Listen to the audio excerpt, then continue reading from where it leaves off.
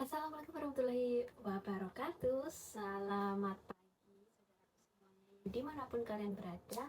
Hari ini tuh tanggal 5 Agustus 2023 pukul 9.30 waktu Singapura. Jadi di hari ini itu aku akan ada pembahasan yang menggembirakan buat Indonesia atau PMI ataupun TKI, TKW semua sama deh pokoknya yang berada di luar negeri. Jadi kemarin itu sudah ada pers conference Bapak Menteri BNP 2 TKI itu Pak siapa lupa itu tuh bahwa kabar gembiranya adalah nanti kita dengarkan sama-sama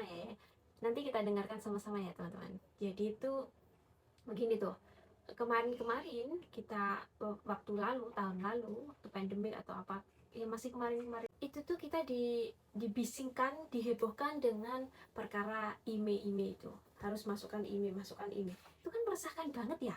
Kenapa sih ribet banget gitu, pulang ke negara sendiri kok ribet banget gitu ya. Terus waktu bea cukai juga tentang kita kirim box harus ada bea cukai, pokoknya ini tentang bea cukaian lah. Ini kayaknya tuh permainan orang-orang elit-elit di sana deh ya kayaknya tuh ya.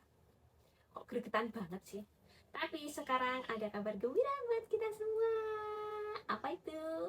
Iya, jadi Bapak BNP 2 TKI itu sudah menjelaskan, sudah pers conference di media apapun itu, sudah pers conference bahwa ini para PMI kita itu tidak perlu untuk membayarnya, ini dibebaskan dari biaya perimian ya. Jadi itulah kabar bahagia dari BNP 2 TKI kita di Indonesia. Jadi kita tidak perlu membayar. Mungkin kalau masih ada yang membayar itu pasti deh oknum pemerintah yang biasa ya, orang Indonesia kayak gitu.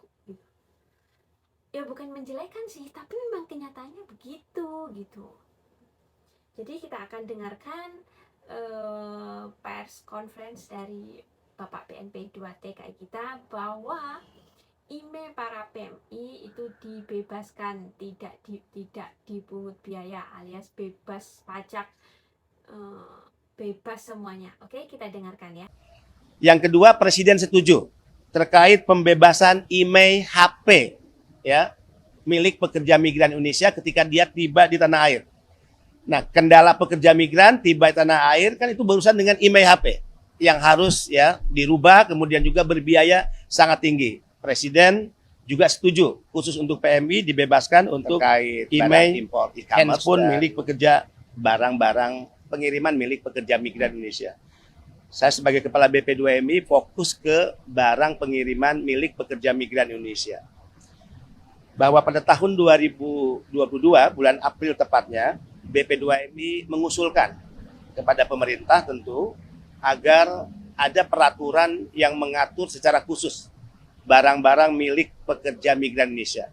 Ada 3 kategori barang. 1, barang kiriman yang setiap bulan mungkin atau setiap tahun selama mereka bekerja dalam status kontrak ya dikirim ke Indonesia. Yang kedua, kategori yang dibawa langsung oleh pekerja migran Indonesia saat cuti ataukah saat mereka selesai melaksanakan kontrak kerja. Dan kategori yang ketiga yaitu barang pindahan. Jadi selesai kontrak, mereka tidak memperpanjang, semua barang di tempat tinggal mereka dibawa. Nah, selama ini kan tidak ada aturan yang mengatur secara khusus. Itulah yang kemudian menimbulkan problem dan masalah, mereka sering berhadapan dengan petugas di lapangan, dilakukan pembongkaran atas barang-barang mereka ya, dan bahkan banyak barang mereka yang tidak kembali. Jadi aturan ini harus ya dilahirkan oleh negara. Presiden tadi menyetujui ada relaksasi terhadap barang-barang milik pekerja migran Indonesia. Misalnya nilai pajaknya relaksasi. Mereka akan diberikan nanti relaksasi sebesar 1.500 US dollar setiap tahunnya dalam 3 kali pengiriman barang. Tadi saya yakinkan kepada Bapak Presiden dan para menteri bahwa PMI jika membawa barang bekas itu jumlahnya pasti terbatas dan tidak untuk kepentingan bisnis, tidak untuk diperjualbelikan kecuali untuk oleh-oleh keluarganya. Yang kedua, Presiden setuju terkait pembebasan IMEI HP ya milik pekerja migran Indonesia ketika dia tiba di tanah air.